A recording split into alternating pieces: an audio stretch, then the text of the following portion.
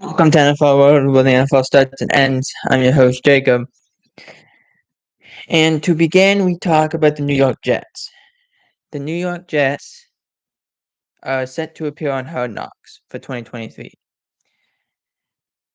The NFL and NFL Films has selected the New York Jets mainly because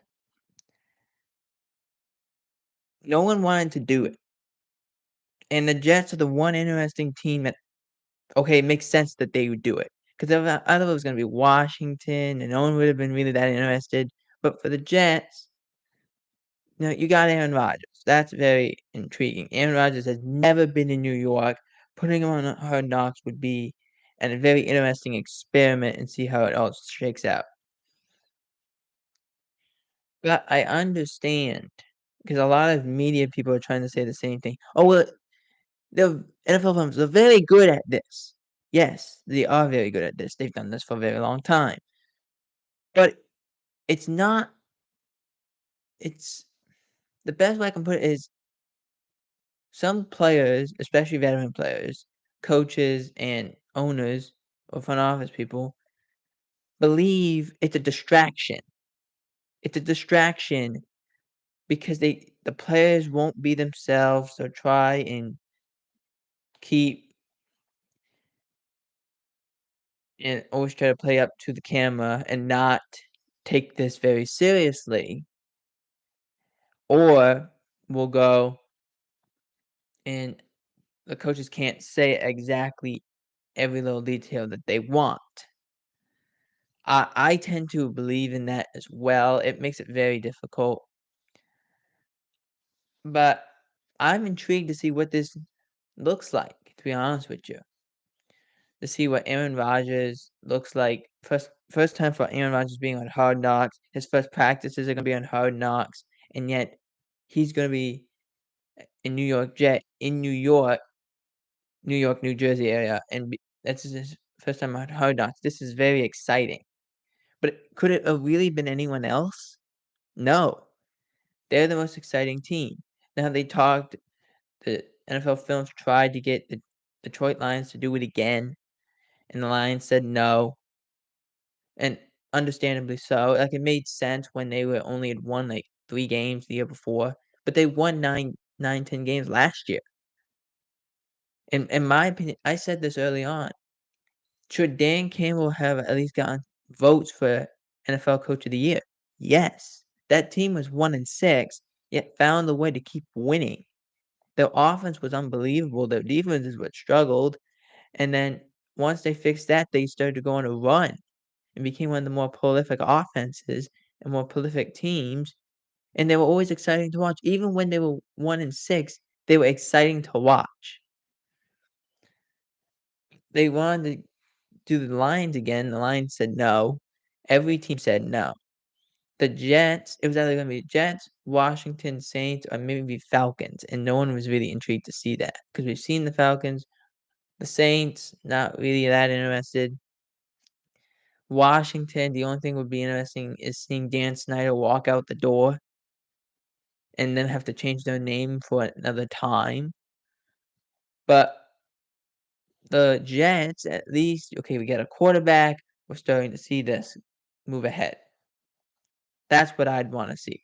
Plus, I don't think it'll go anywhere close to where or what happened about a decade before when the Jets did it in 2010 with Rex Ryan there. I don't think it will match up to that because Rex had such a personality. But I'm intrigued to see what this looks like. And I think it'll be very good. But I can understand why people think it's a distraction. Next up, Saints Alvin Kamara. Now, Kamara was, or just yesterday, pled no contest. He got a plea deal over the 2022 season. So basically, Kamara, according to what NBC Sports reported, that the running back was bracing for a 6-game ban, but that was before Kamara agreed to plead no contest, effectively dropping the felony charge. There isn't a clear, consistent track record of the NFL discipline for misdemeanors, but anywhere from 1 to 4 would be in line with a relative comparable situation of recent years. Now, you say that. I also want to say this. The NFL, specifically Roger Goodell, this season gave them so much power that they can do whatever they want. If they want to ban Kamara for the year, they can. For his for life, they can. If they deem that suitable. The only thing that the misdemeanor gives you is it's a misdemeanor, so there's no jail time. Maybe you'll have a fine and have to do community service, but otherwise nothing crazy is going to be happening. Now, this felony charge was given to Kamara in 2022 during the Pro Bowl in Las Vegas, where Kamara seemingly went and had a confrontation with a man outside of a club where there were some punches thrown, and Kamara was charged for an assault.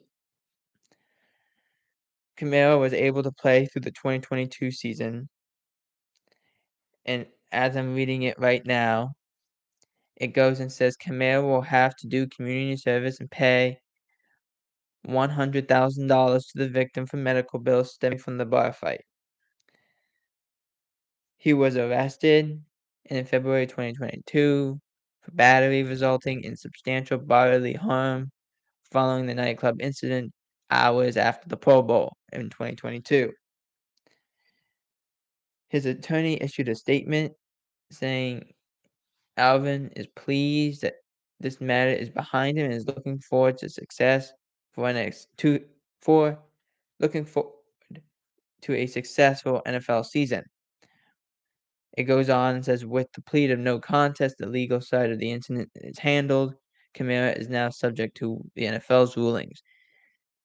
It's going to be interesting to see how the NFL wants to deal with this, how quickly this suspension will be handed out.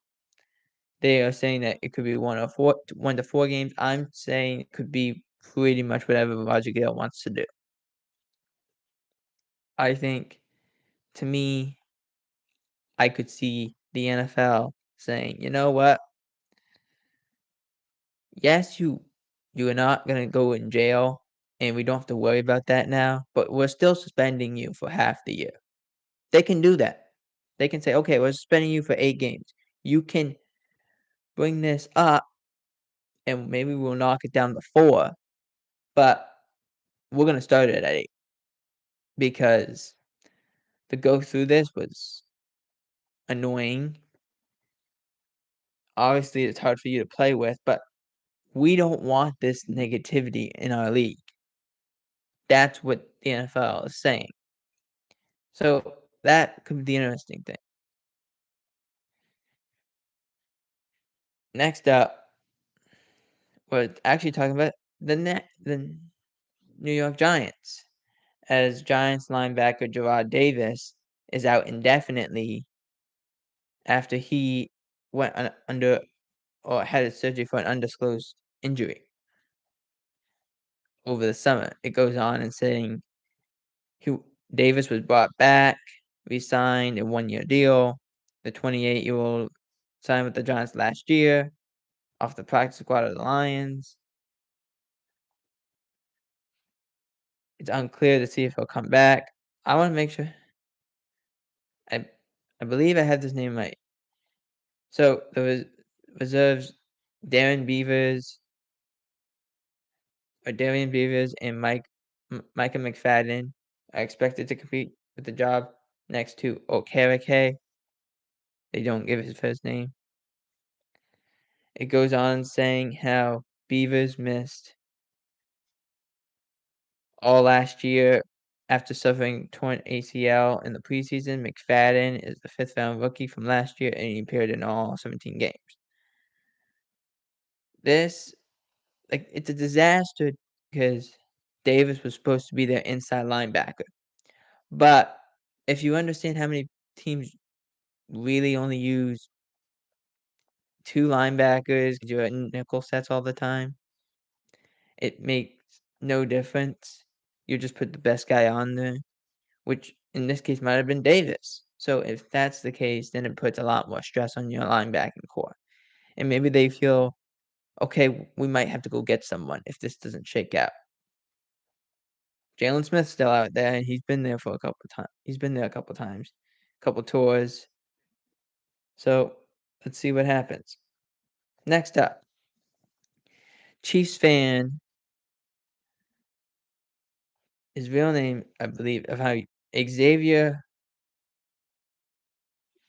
Baduba, Bab Udar. Sorry if I mispronounced that. Known as his name Chiefsaholic, super fan of the Chiefs. He was arrested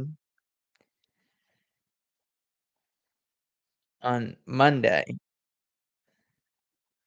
as the prosecutor said. He allegedly robbed a bank in Tuscaloosa County in Oklahoma. He was arrested by authorities on Friday of that shortly thereafter. Near Sacramento, California, federal prosecutors announced that on Monday. The 28-year-old had been arrested and charged with 1 count of bank theft and 1 count of transporting stolen property across state lines, according to the CBS News. The 2 federal charges each carry sentences up to 10 years. The FBI went on saying that we have arrested Chiefsaholic.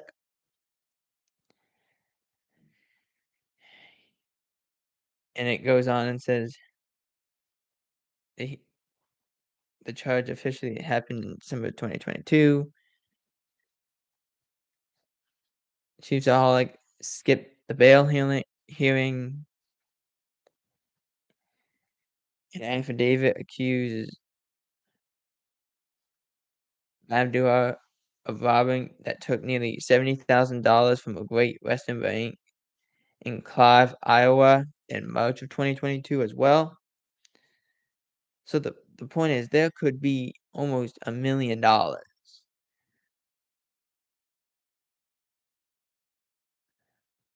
There was a $1 million bond warrant that was issued when Chiefsaholic skipped town. He was able to, in mid-March,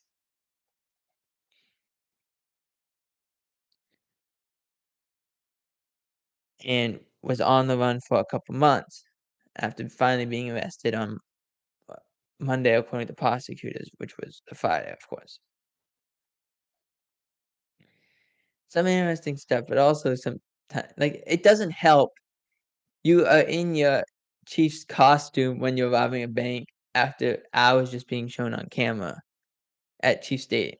Doesn't help. Next up, we have the Tampa Bay Buccaneers are bringing back their cool uniforms. They are going to be wearing it in week 6 when they face the Detroit Lions. I wasn't a fan of the creamsicle uniforms. I'm more of a fan of the fact that they'll bring back the old uniforms. I do prefer the older uniforms than some of these newer uniforms. Like some of these, like this, I don't care for the Steelers' old uniforms, the one that they have striped yellow and black. I don't care for those. I prefer the newer one. But there's a lot of the old ones I like. The old Tennessee Titans uniforms, the Houston Oilers uniforms. I like that baby blue color. That was a very a very nice color on a uniform. The creamsicle uniforms, they're not bad, but I like Tampa's uniforms, the ones that they have now, the black and red. Similar to Atlanta, the black and red. I prefer that over the creamsicle, but I'm happy they are bringing them back. And finally, some more Michael Irvin news. Mostly NFL Network not making a decision on Michael Irvin. Michael Irvin was originally taken off Super Bowl coverage the week of the Super Bowl after the alleged incident at the Marriott. He was kicked out of the hotel, wasn't told why, had to find another hotel. I don't know any information about who the Marriott talked to that the NFL made this decision, but it so happened. Now, ESPN has already announced that they are not keeping Michael Irvin because of the incident. Not saying that they won't. If Michael's found innocent, they will probably bring him back because it's a ratings booster, which is what ESPN desperately needs. But Michael Irvin is not just working for ESPN. He works for the NFL Network. And the NFL Network has not talked about it and have yet to make a decision on Michael Irvin's future. And I really think it's because they are afraid that if they make this decision, out of the decision that they didn't take his side, if they make this decision and they let him go, and it's found that he's found innocent, and he goes to another network, that the NFL turned their back on Michael, and who's going to take the chance of losing Michael Irvin to another competitor or him not working in the NFL in general? That would be a disaster. So I think the NFL is trying to play both sides. They're trying to say, well, we don't want these things to happen, that where we get a negative issue and Michael's had his problems in the past, but we don't want to deal with it. Like, these things shouldn't happen, and therefore we're not dealing with it. We're just moving it away as far as we can. But also, we want to be nice to Michael because he's had 10 years of work here, even though we did not back him up in the beginning. It's a scary thought to see that they're trying to play both sides. It's like you look at, if you watch shows on TV, there's always that character who he doesn't want to be totally a good guy and totally a bad guy. He wants to be in, I want to be good and bad. So if the good side wins, I can claim I was on that side. If the bad side wins, I can claim I was on that side. And only part of me is wrong. Not 100% of me is wrong. But that's what the NFL Network is doing, because they have yet to make a decision. Now, I don't know when Michael Irvin's hearing in Arizona is going to really start, or start up, I should say. I don't believe it'll be before NFL season, which is disappointing. From everything I've heard, Michael is talking to a couple people in his inner circle, I guess you could say, and they've all said he's hanging in there, but he's still in a very dark place. And as the NFL moves into this next stage of, on Monday, of franchise tag deadline hits, it becomes a little more real that Michael Irvin may not be part of this NFL season at all, which would be a disaster for the NFL because of him and because of what he brings brings a lot more media. And not having him, you risk of losing that. For NFL World, I'm Jacob Hebert.